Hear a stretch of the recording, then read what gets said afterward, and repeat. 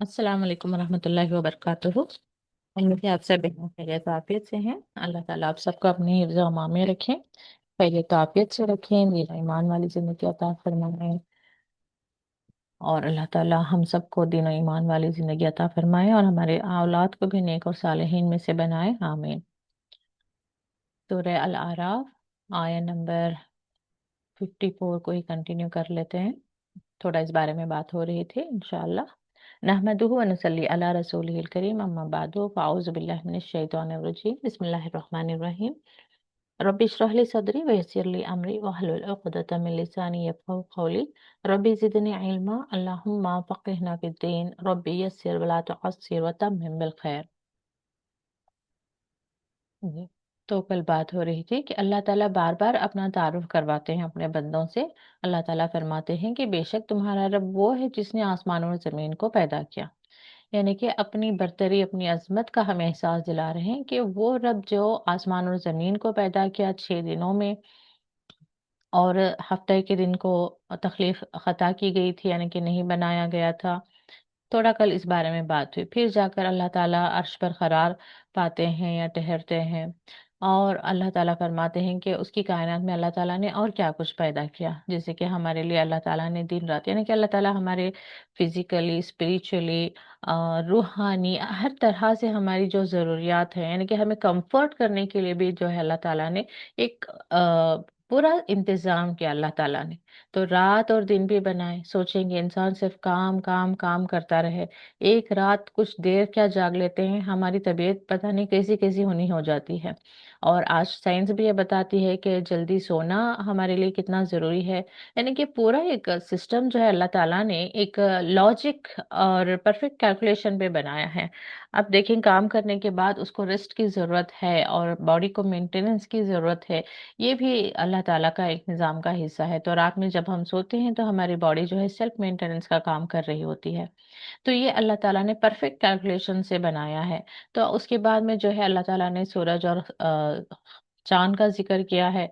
तो मैं कल बात कर रही थी कि ज़ाहिरी हमें लगता है कि सूरज बस रोशनी दे रहा है, बल्कि हर चीज़ में, चाहे सूरज हो, चाँद हो, तारे हों, और ज़मीन पर जितनी भी चीज़ें देखें हम, हर एक में अल्लाह ताला ने हमारी ज़रूरियात को पूरा करने के लिए, हमारे कम्फ़र्ट्स के लिए, हमारी ज़िंदगी का सामान अल्लाह ताला ने मुहैया किया है। तो सूरज में भी हम कम से कम इतना तो मालूम है हमें कि उसमें विटामिन डी होती है, जो हमारी बॉडी जो है अब्जॉर्ब करती है, और वो हमारे हड्डियों के लिए कितना ज़रूरी है, और वगैरह वगैरह। तो ऐसे ही चाहे आप प्लांट्स को ले लें, वो सिर्फ देखने की ही चीज़ नहीं होती, यानी कि एक तो देखने में भी खुशगवार, जहाँ पे भी हमारे लिए सबसे फेवरेट क्या होता है कि हम बस ग्रीनरी हो, आसपास पेड़ पौधे हों, हरियाली हो, ये हमारा बहुत पसंदीदा लोकेशन होता है।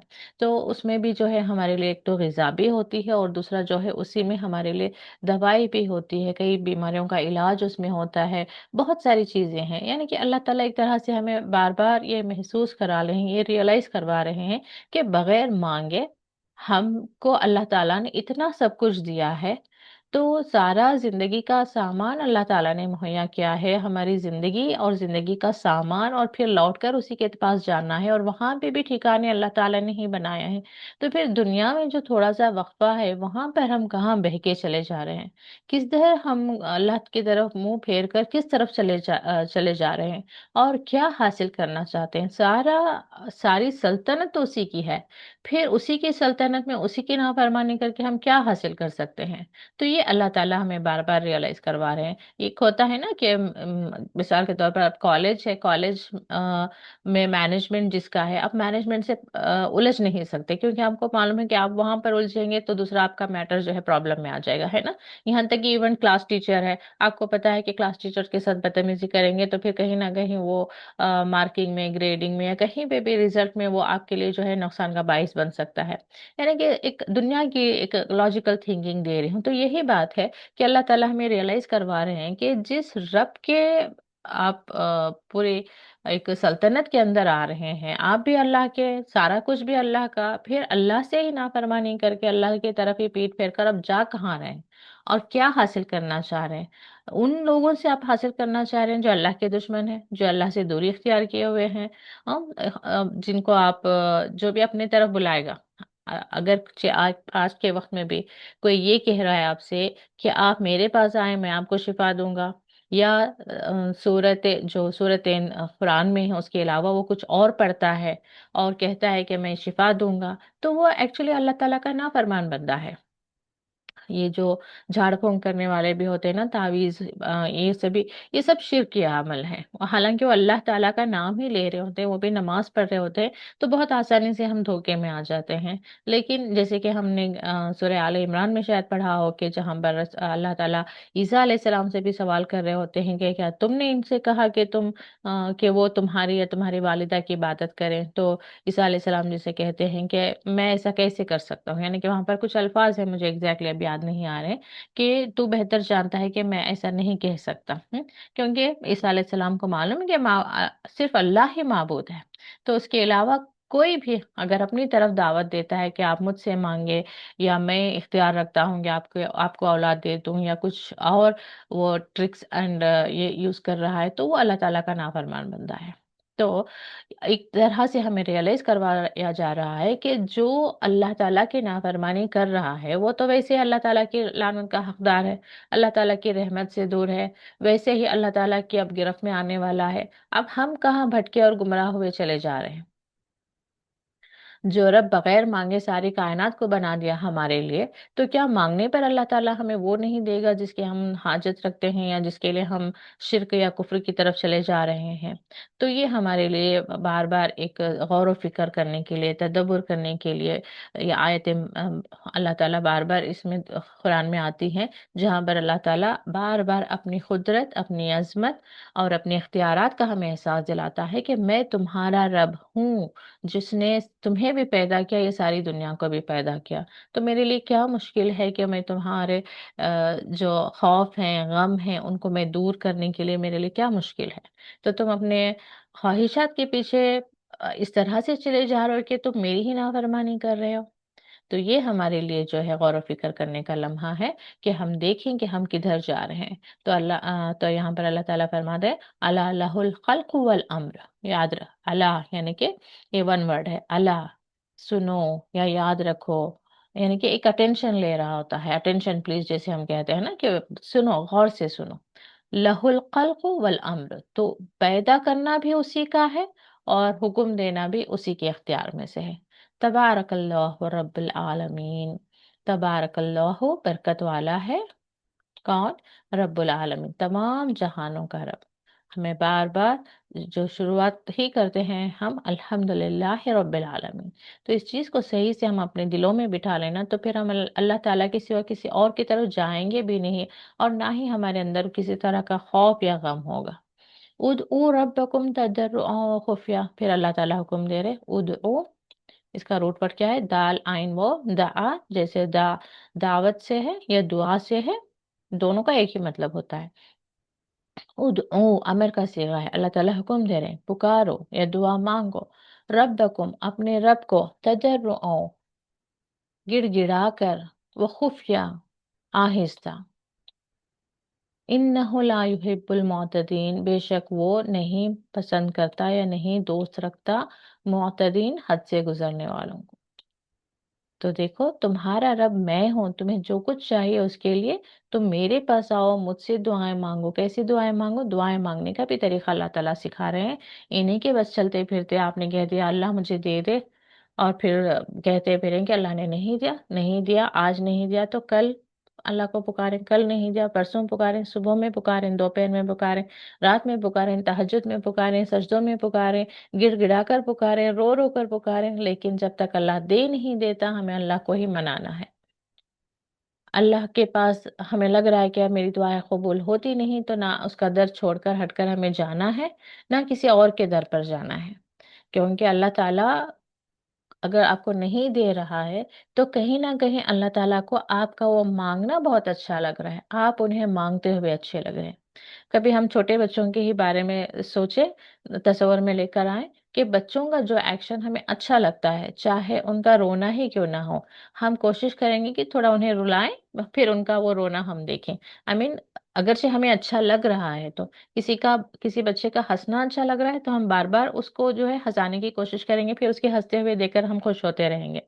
تو ایسے کسی بچے کا رونا اچھا لگتا ہے تو اس کو ہم رلانے کی جو ہے کوشش کرتے رہیں گے، یعنی کہ اس کا وہ چہرہ دیکھنے کے لیے، یعنی کہ پریکٹیکلی میں نے خود کیا ہے میرا جو پہلا بیبی تھا اس کو اتنا وہ ایک طرح سے سویٹ ایکسپریشن دیتا تھا رونے کے لیے، یعنی کہ وہ کھیل رہا ہوتا پیچھے سے کوئی اس کو تھوڑا ہلکا سا ہاتھ بھی لگا دینا تو اسے لگتا تھا کہ کسی نے اس کو مارا ہے، تو اچانک سے بس چہرہ بناتا، روتا نہیں تھا بس چہرہ بناتا، اس کا چہرہ بنتا دیکھنا مجھے اتنا اچھا لگتا تھا، تو میں بار بار ٹرائی کرتی کہ پیچھے سے ایک لگاؤ پھر وہ چہرہ بنا کے مجھے دیکھتا تو میں جسٹ پریکٹیکلی کہہ رہی یعنی کہ لاجیکلی کہہ رہی ہوں کہ اللہ تعالیٰ اگرچہ کسی کو کچھ نہیں دے رہا ہے تو وہ اللہ تعالیٰ چاہ رہا ہے کہ میرا بندہ یوں ہی میرے در پر رہے، یوں ہی میرے پاس رہے، یہ مجھے یوں ہی پکارتا رہے، مجھے اس کا پکارنا اچھا لگ رہا ہے۔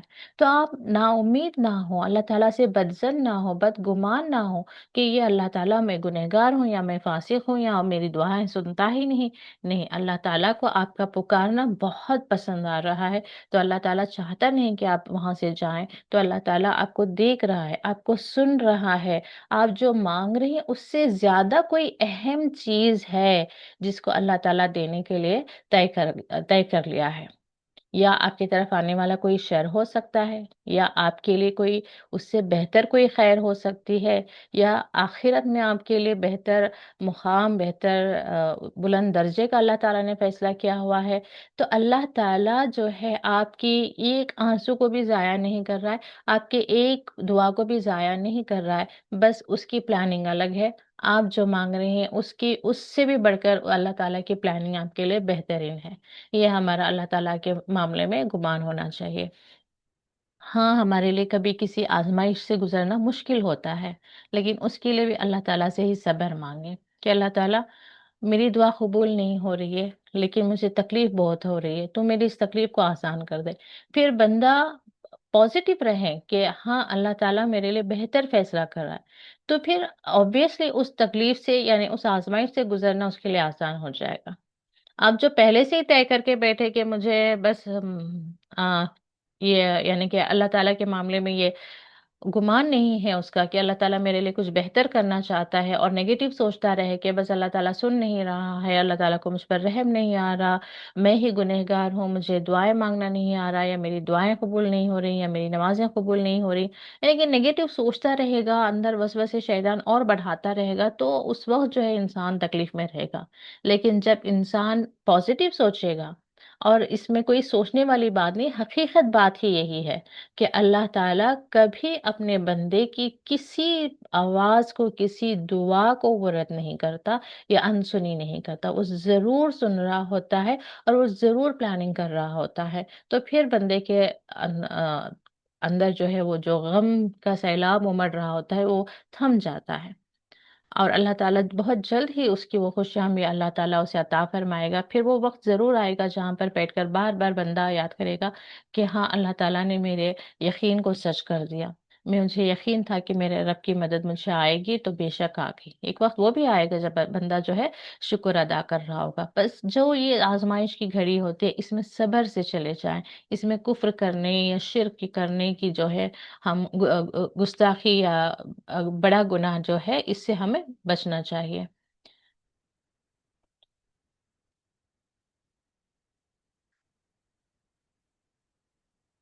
جی، تو اس کے بعد جو ہے اللہ تعالیٰ کی طرف سے حکم ہے کہ اپنے رب کو پکارو گڑ گڑا کر اور آہستہ، ولا تفسدوا فی الارض بعد اصلاحها۔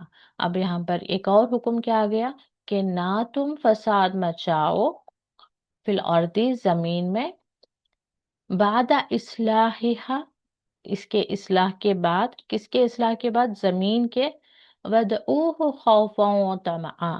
اگین ایک بار پھر اللہ تعالیٰ یہی فرما رہے ہیں کہ پکارو اسے خوف سے اور امید سے۔ ایک مومن کی نشانی کیا ہے؟ اسے اپنے گناہوں کا بھی خوف ہوتا ہے، اللہ کی پکڑ کا بھی خوف ہوتا ہے، عذاب کا بھی خوف ہوتا ہے، مگر ایٹ دا سیم ٹائم اللہ تعالیٰ سے امید بھی ہوتی ہے کہ اللہ تعالیٰ مغفرت کرنے والا ہے، اللہ تعالیٰ بخشش کرنے والا ہے، اللہ تعالیٰ ہماری دعاؤں کو قبول کرنے والا ہے۔ تو دونوں کو ساتھ لے کر چلنے والا ہی مومن ہوتا ہے۔ جیسے کہ ہم جسٹ ایک یونس علیہ السلام کی دعا کو ہی دیکھ لیں، کہ اس میں لا الہ الا انت سبحانका انی کنت من الظالمین، جب وہ پڑھتے ہیں لا الہ الا انت سبحانका تو اس میں اللہ تعالیٰ سے امید ہے اس کی رحمت کی۔ انی کنت من الظالمین جب کہتے ہیں تو وہاں پر خوف ہے، اپنے سے جو خطا سرزد ہو گئی ہے اس کی پکڑ کی بھی انہیں جو ہے خوف ہے۔ تو مثال دے رہی ہوں، تو ہمیشہ ہمارے اندر جو ہے جب ہم دعا مانگ رہے ہیں تو یہ مت سوچیں کہ یہ ہمارا حق ہے کہ ہم مانگ رہے ہیں تو اللہ کو دینا ہی چاہیے، نہیں، ہم عاجز بندے ہیں، ہم مانگ رہے ہیں، ہماری حیثیت نہیں کہ ہماری یہ جو ہمارے گناہ ہیں، ہماری برائیاں ہیں، اس کے آگے ہم یہ اختیار ہی نہیں رکھتے کہ ہم اللہ تعالیٰ سے اس کی رحمت کی امید رکھیں، لیکن اللہ تعالیٰ کی عظمت، اس کی عظمت اور اس کی کبریائی، اس کی شان سے ہمیں یہ امید ہے کہ اللہ تعالیٰ ہمارے اتنے گنہگار ہونے کے باوجود بھی جو ہے وہ ہماری دعاؤں کو قبول فرما لے گا، وہ ہمارے حاجتوں کو پورا کر لے گا، یہ ہونا چاہیے۔ اور یہ جو وظیفے بھی ہوتے ہیں نا، اس کے بارے میں بھی میرا خیال ہوتا ہے کہ جب بندہ وظیفے کر رہا ہے، ایک چیز کے لیے وظیفہ ہوتا ہے اکثر، کمائی کے لیے، کمائی کے لیے، یعنی کہ اب بندے کا فوکس ہٹ گیا نا، یعنی کہ وظیفہ تو ایکچولی بدعت ہے، اور وہ کس طرح سے بدعت ہے میں بتانے کی کوشش کر رہی ہوں۔ اب کوئی بندہ جو ہے صبح و شام ایک ہی جو ہے وظیفہ کر رہا ہے، کس لیے؟ مثال کے طور پر اچھی نوکری کے لیے، یا دولت کے لیے، یا یہاں تک میں نے سنا ہے کہ آنکھ کی روشنی کے لیے، اچھے بال کے لیے، اولاد کے لیے، ٹھیک ہے؟ تو اب میں کیا کیا کہنا چاہ رہی ہوں کہ اللہ تعالیٰ کیا ہم سے یہ رکھتا ہے کہ ہم اللہ تعالیٰ کی عبادت کریں، صبح و شام اس کی یاد میں رکھیں۔ میسیجز یہاں پہ دکھا رہا ہے لیکن مجھے کوئی نیو میسیجز تو نظر نہیں آ رہے۔ اوکے، جی، تو کیا کہہ رہی تھی میں کہ ہاں، تو وظیفوں میں کیا ہوتا ہے کہ انسان بس ایک چیز کے پیچھے لگ جاتا ہے، اس کا فوکس اللہ نہیں ہوتا، اس کا فوکس کیا ہوتا ہے؟ اس کی وہ حاجت ہوتی ہے۔ اب ادر ٹائمز کیا، جو دعا مانگنے کا طریقہ کیا سکھا گیا ہے، ہمارا فوکس اللہ ہوتا ہے، ہم نماز اچھی پڑھتے ہیں، ہم روزہ رکھتے ہیں، سب سے پہلے ہم اللہ تعالیٰ کی عبادت کرتے ہیں، اور اس کے بعد میں جو ہے اللہ تعالیٰ سے امید رکھتے ہیں کہ وہ ہماری یہ بھی جو ہے دعا پوری کر دے، ہماری حاجت پوری کر دے۔ اب اس میں کیا ہوتا ہے وظیفے میں، بس انسان ایک ہی ذہن اس کے، اب نماز پڑھنے میں، نماز سے زیادہ اس کا ذہن میں کیا ہوتا ہے کہ نماز پڑھنے کے بعد اسے وظیفہ کرنا ہے، ٹھیک ہے؟ یعنی کہ وہ اپنی خواہشات کے پیچھے لگا ہوا ہوتا ہے۔ بندہ ایسا نہیں ہوتا، بندہ اللہ کے پیچھے لگا ہوتا ہے، اس کی رضا حاصل کرنے کی کوشش کرتا ہے، اس کی خوشنودی حاصل کرنے کی کوشش کرتا ہے، پھر اس کی رحمت کی امید کرتے ہوئے دعا مانگتا ہے، لیکن پھر بھی جو ہے اس کے اندر صبر ہوتی ہے کہ اللہ تعالیٰ اپنے فضل و کرم سے مجھے عطا فرما دے تو یہ میرے لیے بہتر ہے۔ اگر اندر نا امید نہیں ہونا چاہیے، لیکن اس کا فوکس ایسے اندر یہ نہیں ہوتا کہ اگر یہ دعا قبول نہیں ہوئی تو اس کے بعد سے میں نماز ہی نہیں پڑھوں گی، اگر یہ دعا قبول نہیں ہوئی تو میرا کچھ ہی ختم ہو گیا، میری دنیا ہی ختم ہوگی، میری آخرت ہی ختم ہوگی، نہیں، ایسا نہیں ہوتا۔ ہر حال میں ہمیں جو ہے اللہ تعالیٰ سے راضی رہنا ہے۔ دعا مانگنے کے بعد یہ امید ضرور رکھنا ہے کہ اللہ تعالیٰ قبول فرمائے گا، لیکن ہمارے اندر جو ہے نگیٹو سوچ اور اینگزائٹی کہ آج ہی قبول ہو جائے، کل ہی قبول ہو جائے، پرسوں ہی قبول ہو جائے، جیسے ہی دعا مانگی اگلے لمحے سے ہی ہماری لائف میں چینجز شروع ہو جائے، یہ اینگزائٹی جو ہے نہیں ہونی چاہیے۔ تو یہ وظیفے میں کیا ہوتا ہے، لوگ بتا رہے ہوتے ہیں کہ 3 دن کر لیں، 21 دن کر لیں، 1 مہینہ کر لیں، 40 دن کر لیں، فجر کے بعد کر لیں، سو اینڈ سو، تو یہ کوئی طریقہ نہیں ہوتا۔ اور دوسرا طریقہ کس طرح سے بندے اپنے اللہ تعالیٰ سے مانگتے ہیں کہ کنڈیشن کر رہے ہوتے ہیں، جیسے کہ میرا یہ فلاں کام ہو جائے تو میں یہ کام کروں گی۔ ایک ہوتا ہے کہ بہت ارجنسی ہے، ایمرجنسی ہے، کہ آپ نے دیکھا کہ فلاں شخص بیمار ہے، ہاسپٹل میں ہے، تو اب اس وقت جو ہے آپ کے بس میں کچھ نہیں ہے، تو فوراً سے آپ نے نیت کر لی کہ اللہ تعالیٰ بس یہ آپریشن سکسیس ہو جائے، یا میں کسی کا حادثہ ہو گیا، یا کوئی اچھا کام بھی ہونے والا ہے، کوئی رشتہ ہونے والا ہے، آپ کے دل میں سڈن خیال آیا بس یہ کام ہو جائے میرا، تو اللہ تعالیٰ میں نفل روزے رکھ لوں گی، یا میں مسکینوں کو کھانا کھلا دوں گی، وہ الگ چیز ہے۔ ایک کام ہوتا ہے کہ ابھی اس کے لیے وقت کافی ہوتا ہے، لیکن ہم یہ کہہ کر بیٹھ جاتے ہیں کہ میرا فلاں کام ہو گیا تو پھر میں روزے رکھوں گی، تو یہ جو ہے اس وقت یہ جو کام ابھی ہونے والا ہے، بہت ٹائم ہے اس کے لیے، تو اس کے لیے کیا کرنا چاہیے بندے کو؟ پہلے اسے عبادت کرنی چاہیے، وہ نفلی روزے رکھے، پھر وہ اللہ تعالیٰ سے دعا مانگے، یا نہ مسکینوں کو کھانا کھلائیں پھر وہ دعائیں مانگے، وہ صدقہ دیں پھر دعائیں مانگے۔ تو یہ کنڈیشن نہیں کرنا چاہیے۔ کنڈیشن کس صورت میں کر سکتے ہیں؟ جو جب ایمرجنسی ہے، اب پریزنٹ آپ کو لگ رہا ہے کہ اسی ابھی کا ابھی میں اللہ تعالیٰ کو راضی کر لوں، تو اللہ تعالیٰ سے دعا کرنے کے بعد اللہ تعالیٰ میری یہ دعا کو قبول فرما لے، یا اس کو صحت عطا فرما دے، یا یہ رشتہ ہو جائے، یا میرا گھر، اب مثال کے طور پر وہاں پر کچھ کام ہو رہا ہے کہ ابھی آ، جیسے کہ کوئی اناؤنسمنٹ ہونے والی ہے، تو آپ کا دل کرا کہ اس میں میرا بھی نام آ جائے، تو اس طرح سے جو ہے ایمرجنسی ہے، تو اس وقت جو ہے آپ دعا کر کے اللہ تعالیٰ اس میں میرا بھی نام نکل آئے، تو فوراً جو ہے آپ کوئی نظر مان لیں، وہ الگ چیز ہے۔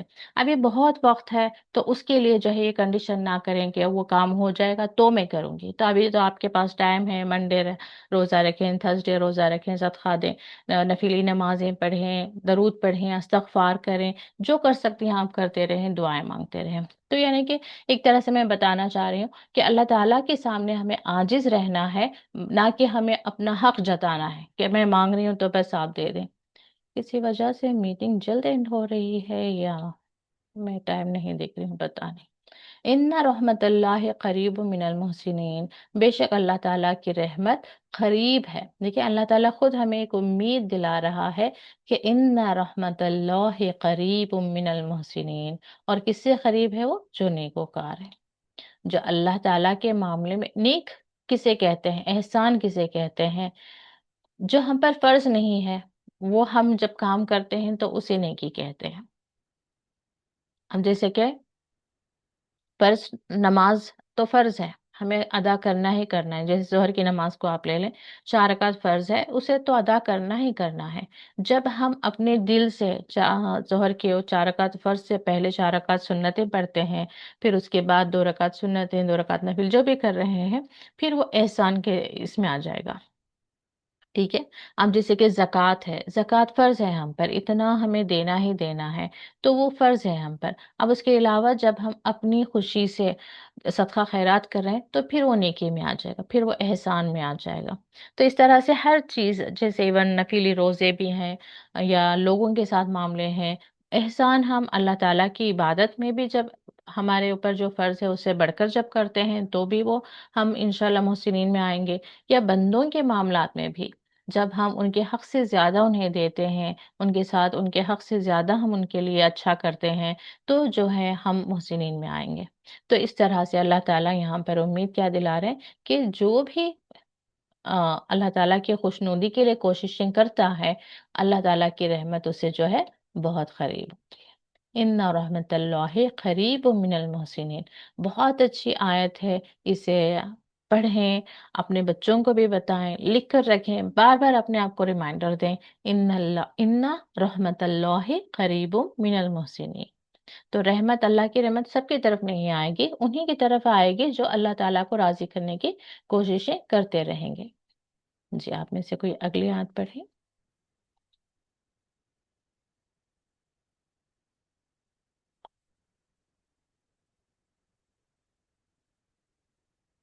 جی دلاویز آپ پڑھیں۔ السلام علیکم ورحمۃ اللہ وبرکاتہ۔ وعلیکم السلام ورحمۃ اللہ وبرکاتہ۔ اعوذ باللہ من الشیطان الرجیم، بسم اللہ الرحمن الرحیم۔ وهو الذی یرسل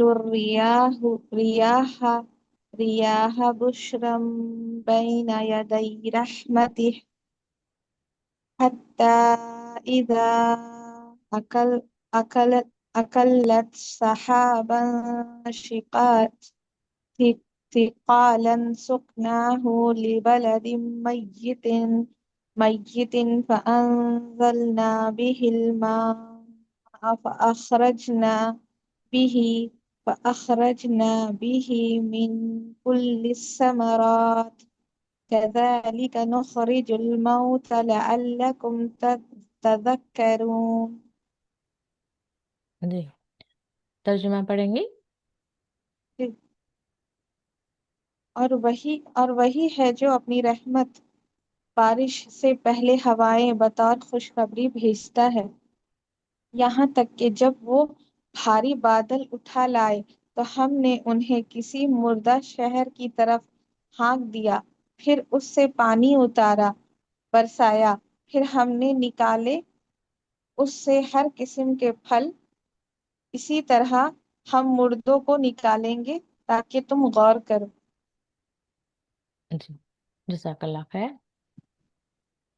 تو یہاں پر اللہ تعالیٰ اپنا تعارف کنٹینیو کر رہے ہیں، وَهُوَ الَّذِي، وہی ہے جو بھیجتا ہے، یرسلو، جو رسول کو بھی رسول ہم کیوں کہتے ہیں؟ بھیجنے، جس کو بھیجا گیا ہے، تو یرسلو بھیجتا ہے کس کو؟ ریاح، ہوائیں، پلورل ہے یہ، ریح، ریح کو جو ہے سنگولر ہے، ریاح پلورل ہے، ہوائیں، بشرم بینا، بینا یدے ون ورڈ ہے، سامنے یا آگے، بشرا خوشخبری کے لیے کہا جاتا ہے، رحمتی ہی اس کی رحمت، یعنی کہ اللہ وہی ہے جو بھیجتا ہے ہواؤں کو خوشخبری بنا کر اس کی رحمت کے آگے۔ اب یہاں پر رحمت کیا ہے؟ بارش کے لیے کہا جا رہا ہے۔ تو بارش جب ٹھنڈی ہوائیں چلتی ہیں تو کس کی خوشخبری لے کر آ رہے ہیں؟ رحمت کی، یعنی کہ بارش کی۔ حتیٰ یہاں تک کہ اذا اقلت اٹھا لائیں، سحابن بادل، ثقالن بھاری، سقناہ ہم نے انہیں ہانک دیا، لبلد میتین یعنی کہ مردہ شہر کی طرف، فانزلنا بہ الماء تو پھر ہم نے نازل کیا اس پر پانی، فاخرجنا پھر نکالا ہم نے اس سے ہر طرح کے پھل۔ تو یعنی کہ پہلے تو جو زمین تھی کیسی تھی؟ میت، یعنی کہ مردہ زمین تھی، یعنی کہ بنجر زمین تھی۔ تو پھر اللہ تعالیٰ کی رحمت کیسے آئی؟ بارش کی شکل میں آئی، اور جب اس پر بارش ہوئی تو وہی مردہ زمین میں سے ہر طرح کے پیڑ پودے پھل پھول جو ہے نکل آ رہے ہیں۔ کذالک نخرج الموتیٰ، اور اسی طرح سے ہم نکالیں گے مردوں کو، تاکہ، یعنی کہ اب اللہ تعالیٰ نے یہ مثال کیوں دی ہے؟ لعلکم تذکرون، تاکہ تم جو ہے غور کرو۔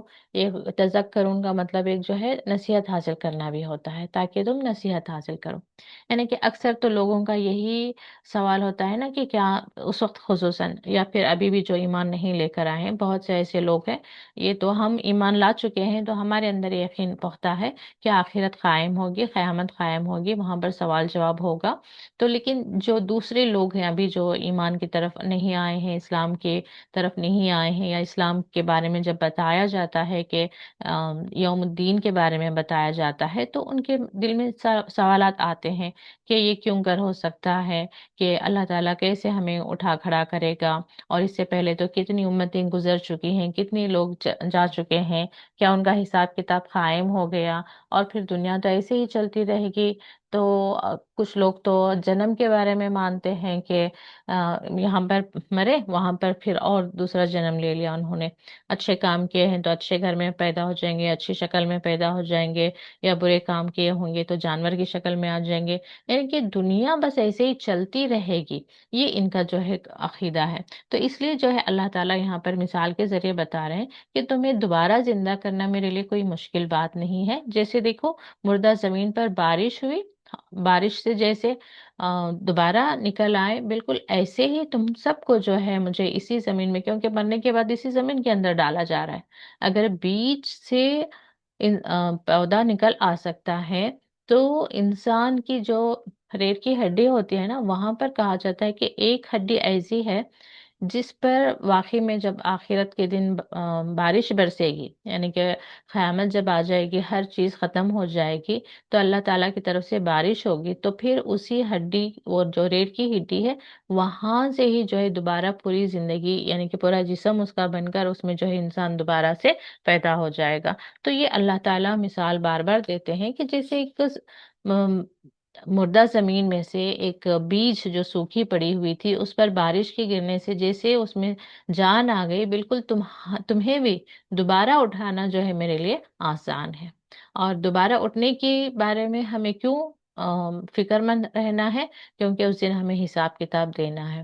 اور اسی رب کے آگے ہی ہمیں کھڑا ہونا ہے، جس رب کی آج ہم دنیا میں نافرمانی کر رہے ہیں، یا پھر اس کی طرف منہ پھیر کر جو ہے کہیں اور ہم چلے جا رہے ہیں، کسی اور کے پاس چلے جا رہے ہیں، شرک میں، بدعت میں، کچھ بھی پتہ نہیں. تو یہ اللہ تعالیٰ ان لوگوں کو زیادہ جو ہے اس میں نصیحت ہے. والبلد الطیب. جی، اگلی آیت آپ میں سے شبہ نام پڑھیں.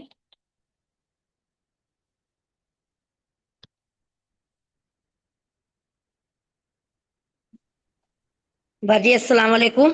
وعلیکم السلام ورحمۃ اللہ وبرکاتہ. خیریت سے ہیں؟ جی الحمدللہ. یہاں سے ول بلد. جی. اعوذ باللہ من الشیطان الرجیم، بسم اللہ الرحمن الرحیم. والبلد الطیب یخرج نباتہ باذن ربی والذی خبث لا یخرج الا نکدا کذالک نصرف الآیات لقوم یشکرون. باجی ترجمہ پڑھوں؟ جی یہاں سے پڑھیں. پاکیزہ زمین سے. اور پاکیزہ زمین سے، پاکیزہ زمین سے اس کا سبزہ اس کا سبزہ اس کے رب کے حکم سے پاکیزہ ہی. پاکیزہ نہیں نکلتا، اور جو پاکیزہ خراب ہے ہی نکلتا ہے. پاکیزہ ہی نکلتا ہے، اور جو خراب ہے اس سے نہیں نکلتا.